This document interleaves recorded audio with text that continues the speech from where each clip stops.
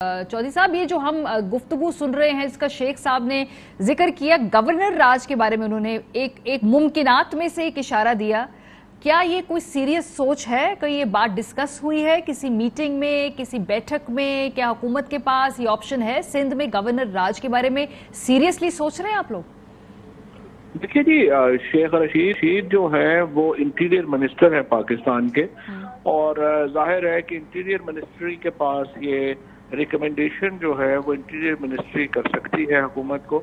और आज शेख साहब ने बात की है, बट मुझसे बाद में बात उनकी हुई, उन्होंने कहा वो बाकायदा इसकी समरी मूव कर रहे हैं for imposition of governor rule in Sindh. तो अगर वो उसको मूव करेंगे तो वो अकॉर्डिंगली जाहिर है उसको उसके लॉ के मुताबिक उसको देखेंगे।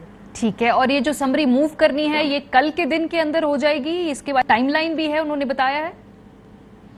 ये मेरी उनसे टाइमलाइन के ऊपर बात नहीं हुई, लेकिन उन्होंने मुझे कहा है कि वो समझते हैं कि सिंध हुकूमत ने बाकायदा यहाँ पे जिस तरह से पुलिस भेजी और उनके पास एविडेंस है, जिस तरह से पैसे यहाँ पे जहाज पे आए और जिस तरीके से सिंध हाउस को इस वक्त एक बाकायदा लोटा हाउस में चेंज किया गया, उसकी वो समझते हैं कि उनके पास एम्पल एविडेंस है और ये अलाउ नहीं किया जा सकता इस तरह की हरकत। ये तो जाहिर है फेडरेशन के खिलाफ, ये तो बगावत के जुमरे में आएगी जिस तरीके से सिंध हुकूमत ने किया है। सही। और उसके ऊपर इंटीरियर मिनिस्ट्री अगर भेजेगी तो ज़ाहिर है काबीना उसको उस पर गौर करेगी। लेकिन इसके ऊपर राय क्या है? चले वो तो आपके इत्तेहादी हैं, पाकिस्तान तहरीके इंसाफ के अंदर गवर्नर जो राज है, सवाले से क्या राय है? क्या कोई डिफरेंस ऑफ ओपिनियन भी है या कोई ज्यादा अग्रीमेंट लोगों का इस बात पे है कि ये मूव होनी चाहिए समरी?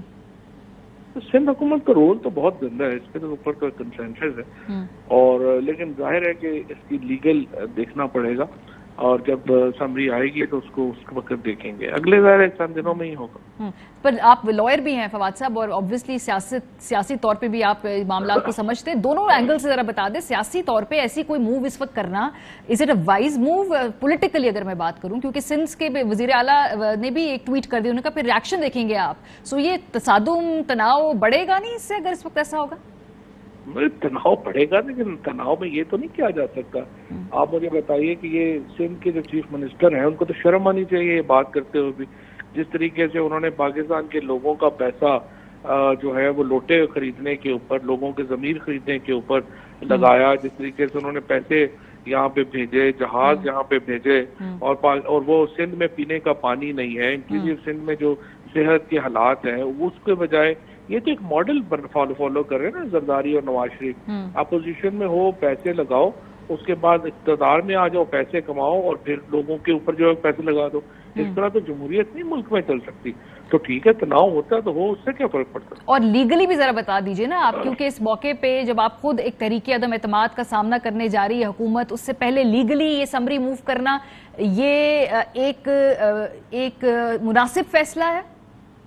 ये तो देखिए ना, मैंने आपसे कहा कि इंटीरियर मिनिस्ट्री जो है वो जब समरी मूव करेगी उसके ऊपर काबीना पूरी अपनी लीगल जो हमारे लॉ है उसको अप्लाई करेगी और उसके मुताबिक फैसला करेगी। अच्छा, आज ये रमेश कुमार साहब ने एक बयान दिया, उन्होंने कहा कि वफाकी काबीना के अंदर वुज़रा भी हैं जिनसे बातचीत हो रही है।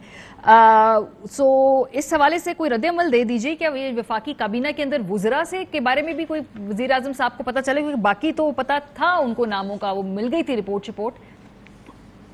देखिए, रमेश कुमार तो कोई क्रेडिबल आदमी नहीं है कि जिसकी बात के ऊपर कोई तबसरा किया जाए। आई मीन वो कौन है ये कहने वाला? कोई जब होगी पता लग जाएगा। लेकिन आज जो लोगों ने अपने आप को पब्लिकली टेलीविजन के ऊपर इंटरव्यूज देकर बाकायदा ये शो कर दिया है कि हम तहरीके इंसाफ के साथ मौजूद नहीं, इस आपको लगता है इससे इफेक्ट पड़ेगा जो इत्तेहादी हैं उनके फैसलों के ऊपर भी? बिकॉज वो भी ये कह रहे थे हम देखते हैं पहले तहरीके इंसाफ के अंदर के मामला आते फिर हम फाइनली बताएंगे। लगता है कि ये इफेक्ट करेगा? लेकिन ये इत्तेहादी हों या ये जो हमारे लोग हों, हम देखिए वफाक के पास भी अगर हम चाहें आज इमरान खान और पैसों के मुंह खोल दें और वही करें जो 1989 में पीपल्स पार्टी ने अपने खिलाफ नो कॉन्फिडेंस बचाने के लिए किया था, तो ये सारे लोग वापस आ जाएंगे। इनका क्या, ये जो खवातीन सारी गई हैं, क्या इनका क्या ये जमीर के ऊपर गई हैं? आपको नहीं पता वहाँ पे क्या क्या हुआ है, ये कैसे जो है वो गई हैं। और ये जो सारे लोग यहाँ पे गए हैं, आपका ख्याल है कि ये जिनका जमीर जागता है वो ये करते हैं कि वो इस्तीफा देते हैं, इलेक्शन लड़ते हैं और वापस आते हैं? वो होता है ज़मीर का। ये सारे जो है ये तो पैसों के पीछे गए हैं, हर एक को पता है। और आज अगर वफाक में इमरान खान ये इजाजत दे दे तो ये सारे लोग जो है वो दो मलाते पीछे आ जाएंगे। लेकिन इशू यही है कि इमरान खान ने कहा है कि देखिए मैंने ये नहीं करना, चाहे इत्तेहादी हो, उनके साथ जो सीट एडजस्टमेंट्स हुई थी वो उसके ऊपर वापस आए थे। यहाँ पे जो है वो अपना ये लोग इमरान खान के नाम पे वोट लेके आए हैं और हमने पैसे नहीं देने और उसके जो हमने ना ही तो फिर करना क्या है फवाद साहब, क्योंकि ये लोग तो अब वोट नहीं देंगे, उन्होंने ऐसे अभी बताया वोट वो देंगे तरीके अदम एतमाद के हक में। अच्छा, जो आइन है, कानून है, जो इंटरप्रिटेशन मुख्तलिफ कानूनदानों की हमने पढ़ी है, वो कहते हैं कि वोट देने के बाद आप उन्हें नाअहल कर सकते हैं, पहले नहीं आप उनको रोक सकते कानूनी तौर पे।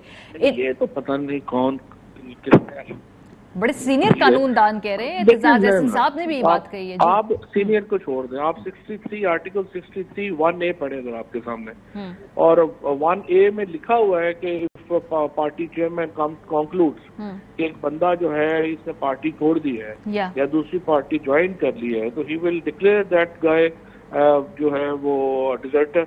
वोट से पहले या वोट के बाद? स्पेसिफिकली वोट से पहले या वोट के बाद जो है वो आर्टिकल 1A2 है। मैं आर्टिकल 1A की बात कर रहा हूँ, आप अपनी स्क्रीन के ऊपर चलाएं।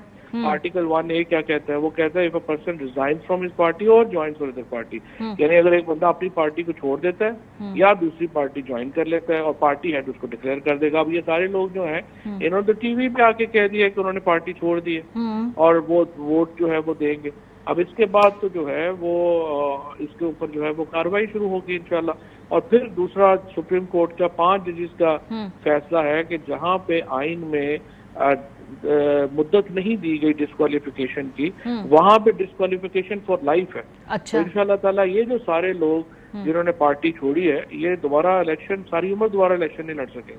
ठीक है, बहुत शुक्रिया। अहम तरीन खबरें अब एक क्लिक की दूरी पर, हर लम्हा बाखबर रहने के लिए सब्सक्राइब करें हमारा YouTube चैनल। अपने मोबाइल फोन से मुल्की और बैनुल अक़वामी अहम खबरों तक रसाई के लिए डाउनलोड कीजिए मोबाइल ऐप। बावसूख ज़राए से मुसद्दिका खबरों, तज्ज़ियों और तबसरों से मुस्तफीद होने के लिए विजिट कीजिए पाकिस्तान की सबसे बड़ी न्यूज वेबसाइट। ARY न्यूज पहुंचा रहा है खबरें सबसे पहले आप तक, ताकि आप रहें हर लम्हा बाखबर।